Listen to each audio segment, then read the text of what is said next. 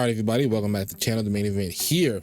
And today we're going to be going over some things you need to know to transition from Regulation H to Regulation G. Before we get started, I want to wish you all a happy new year. Sorry for the long break, but we're back for 2025. No face cam today, but you can look at my trusty buddy Godango for this intro. Question of the day, what are your VGC goals for the year 2025? Let me know what you guys are planning for the year down in the comments below. So let's go ahead and get started now. So the first one is that the fairy typing is back, right? And it's more than just Fluttermane, which is why I didn't say Fluttermane was back, because the fairy typing changes formats a lot. You saw things like Scale Shot, D-Knight dominate in Reg H, and that is going to be a lot harder to do when you have the fairy typing coming back in abundance. Because before we were kind of just stuck with Primarina, which was not very good, Sylveon, which was not very good, and then like there was like Terra, Fairy, Volcarona, but then you have to pop your Terra for that. You didn't have the natural fairy typing and defensively. But yeah, the fairy typing, being immune to dragon, resisting dark, and then being neutral to just about everything else except steel and poison, and then also hitting everything in the format for at least neutral with like broken moves like Moonblast, which is something we were able to dodge essentially, right? You didn't really have to deal with like 95 base power attack lowering move at all in the format. Weezing, another Pokemon that's a fairy type, which isn't strong offensively, but with the ability to turn off abilities and also having to put the fairy type defensively, it's pretty nice. It also gives you fairy damage, so you can pair it with things that fairy types can't normally hit, and then you get a lot of good field coverage that way. Zacian Crown being another one with the best overall typing in the game of Fairy Steel. Yes, Zacian is more of the more niche restricted picks, but you can't ever sleep on the Fairy Steel typing. Even like Iron Valiant, for example, booster speed like Valiant is something that would be able to shut down a lot of the boosted Scale Shot stuff, right? So I think Valiant, Weezing, Zacian, and just all the fairies overall, just about the fairy type returning, it changes the way the game is played overall. If that wasn't true, people wouldn't consider fairy types the most broken type to ever be added to the game, right? They came about in the Gen 6 it was. Correct me if I'm wrong in the comments below. I'm just having a blank. But yes, they came about and they changed VGC forever. So there's no reason to believe that they won't change a lot when we're transitioning from Reg H to Reg G. So that actually brings me over to my next piece of information here, is that the dragon type value changes a lot as well. In Reg H, Dragonite, Garchomp, and Excalibur were very strong Pokemon. Garchomp winning or getting in finals of like the first few tournaments. Dragonite having a lot of success, and then Excalibur popping up a lot later because everyone realized how strong Scale Shot was. There were even times where Dragonite was running like Scale Shot, Tailwind, Haze, Protect, because it was just so free to get this set off because the fairy type was not prevalent enough. But now the fact that Fluttermane, Weezing, Valiant, Zacian, along with previous fairy types like Clefairy, Clefable, etc., will all be spread throughout all of the teams that you'll see in Regulation G. You can't get away with this anymore, right? Like this is just not something you can do anymore. Excalibur did something similar, except it just added a ice type move, and even Garchomp, right? Because Rillaboom was still so prevalent, you couldn't really just like spam Earthquake. So Dragon Claw was important because Stomping was not its strongest single target move, and it never ran Rock Slide in Regulation H, right? So Dragon Claw was essentially your strongest move. But now with like Rillaboom and the fairies being around, Garchomp might become pretty obsolete in the regulation, which is unfortunate.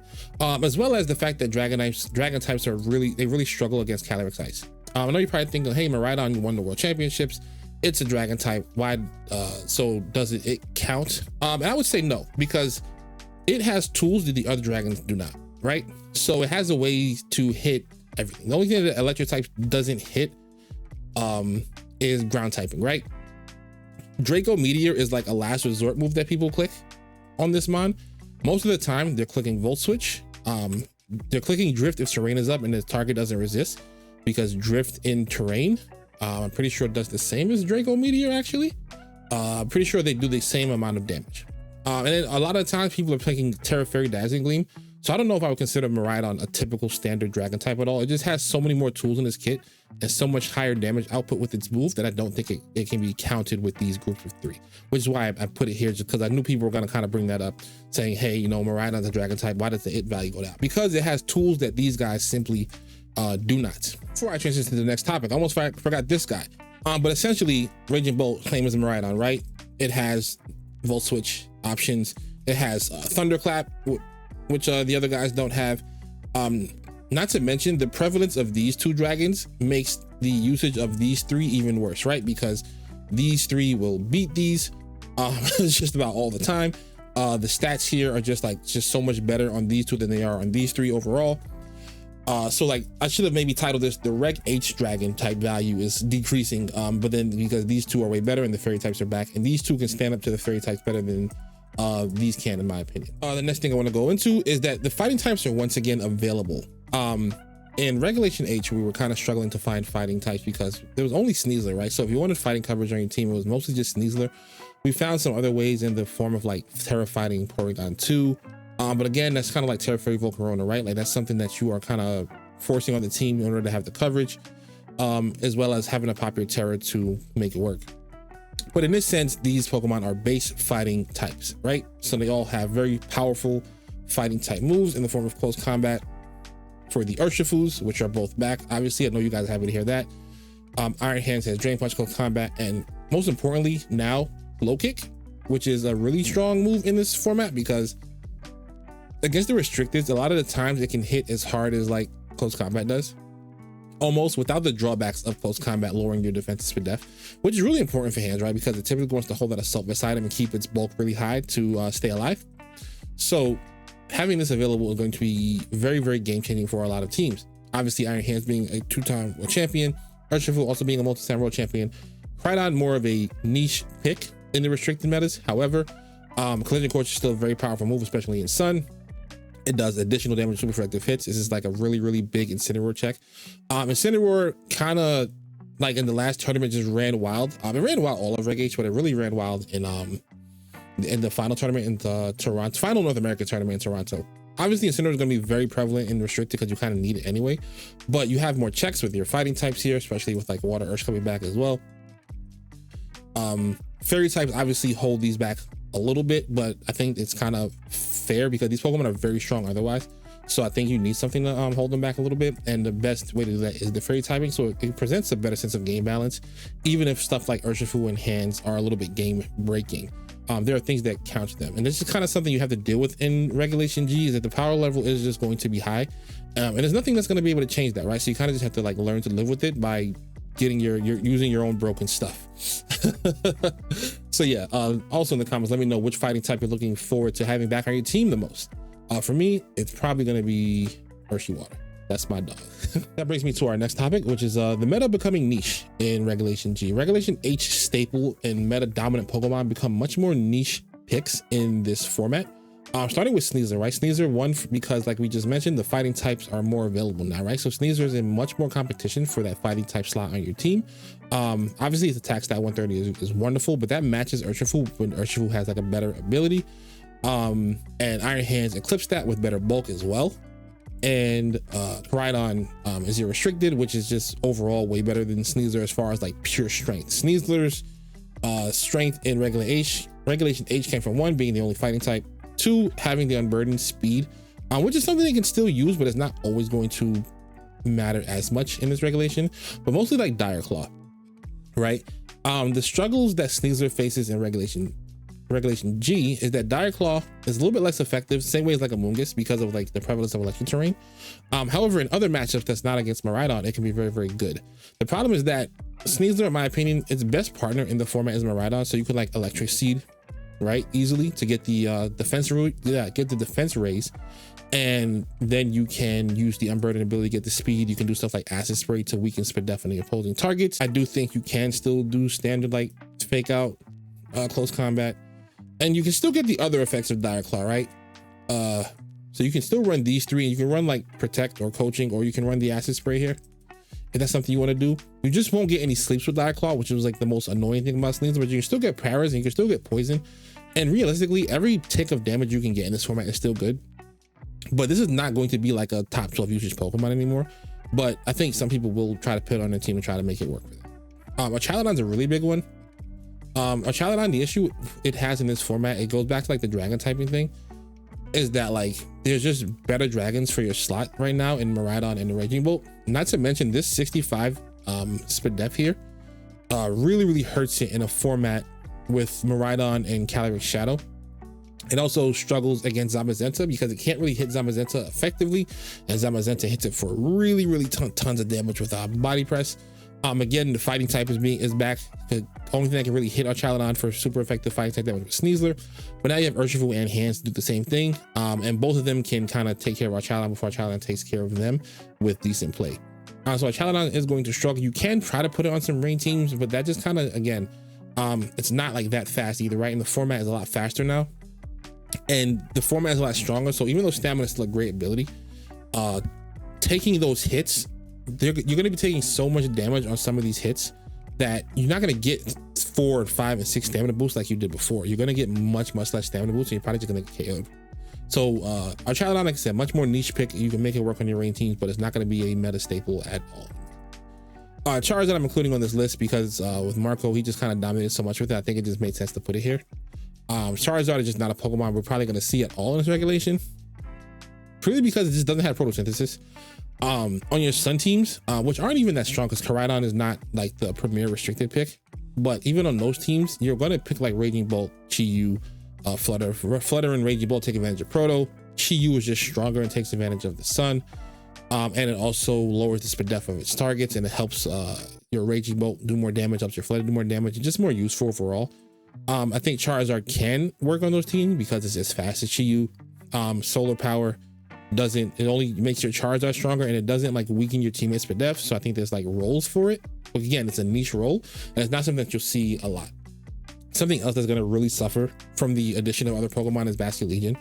Basculegion and Arch, just like that Rain Arch type, it's just kind of better with like Kyogre and Urshifu, or like Pelipper Urshifu, than it is with these two. Like these have different roles, and I guess with Swim you don't need to have a choice scarf.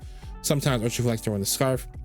And this also has access to Last Respects, which I think gives it a niche over Urshifu, right? A niche meaning that if you need some extra coverage that Urshifu doesn't provide, and a big nuke button like this, then I think that's something you can roll with. But in most situations, Urshifu is just kind of better. So it's gonna obviously fall off the map, but I think some people will try to make it work as well. Ninetales is going to also fall off a bit because I think that Snow as a weather is just not great. It just doesn't do anything for you and against a lot of the opposing Pokemon, right? Like its best attack is Blizzard, and we'll get into spread moves a little bit later. But like you don't really hit Cali Ice. Miraidon is faster than you and just kind of blows you up on turn 1, so you don't get your Veil up. Cali Shadow will also do so much damage on turn 1 that your Veil will not matter on turn 2. You strengthen the opposing Calyrex Ice teams. Maybe you could use Calyrex Ice on your own kind of team, but like this is a very like a fast Pokemon, and Calyrex is a slow one, so it's kind of anti-synergy there if you want to use it as a Trick Room setter. Maybe it's just like a Veil setter. But like for screens, there are things that give you much more guaranteed access to screens like Grimmsnarl.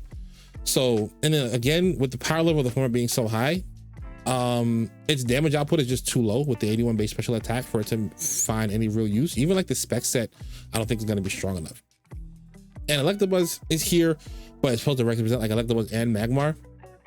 I think these will have like the best niche out of everything here, but typically right now people want their redirection user to also have Friend Guard, so they're opting to Clefairy because they really want to play Protect the King with like Caddy Shadow, for example.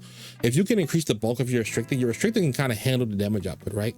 And not only that, but the Clefairy has like healing, for example, and like after you for Trick Room stuff. Electabuzz just doesn't have those kind of tools, and neither does Magmar. They don't have the Friend Guard, and because of Moongus is sometimes a little bit harder to use in this form because of like your terrain and because of Cali Ice. You don't always need the Vital Spirit, right? You can just add a Goggles Mine and you can kind of just make it work. So Electabuzz, even though I think it'll have the strongest niche here if people want to use it because redirection is just like the most broken thing ever. Oh yeah, Ogerpon's also back, right? Which is probably which is an offensive follow me user. So yeah, Electabuzz and Magmar won't see a lot of play, but I think they have the best niche overall out of what's up top here. And the last thing I want to get into here is there's much less room to hide in this regulation due to the prevalence of the expensive spread moves. So like Glacial Lance, powerful spread move, Calyrex Ice, Calyrex Shadow, Astral Barrage, Miraidon's Dazzling Gleam, and a little bit more niche Groudon's Precipice Blaze. But Precipice Blaze is really strong, right? And it's still something you have to worry about. And then Kyogre gets 2 spread moves, and Origin Water Spout and Origin Pulse, essentially these Pokemon can wipe your opponent's board, right? Or wipe your board if you are the opponent.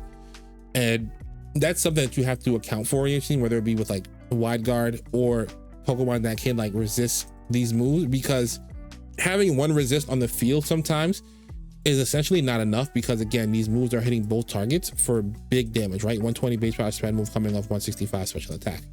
120 base power spread move coming off 165 attack.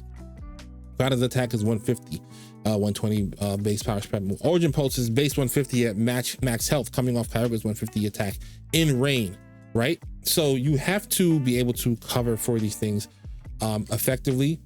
So like a simple protect and swap is not always enough, because again, they'll just click the move again, and it's hard to resist these spread moves with both your targets. So be prepared for that in your team building. There was not a lot of this in Regulation H at all.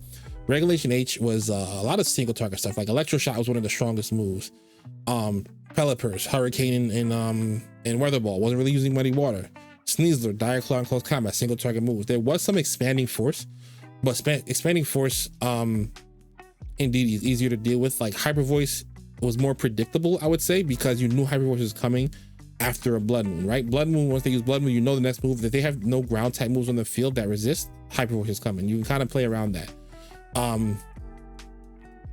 With these moves here, they're just so highly overpowered because their base powers are so much higher than like all of those, than like Hyper Voice, and because like Expanding Force relies on terrain, there are just easier ways to mitigate that, right? There is no actual counterplay of that type to like Astral Barrage and Glacial Lance, right?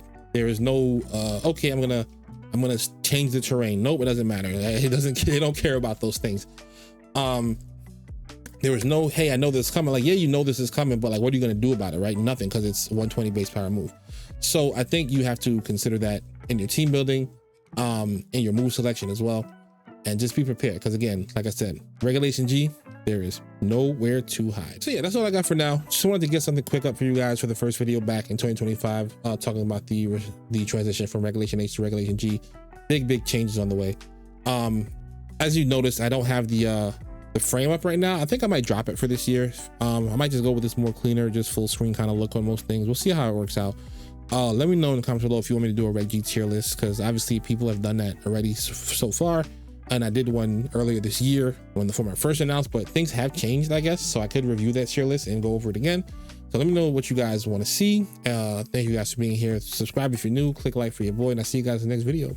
Peace.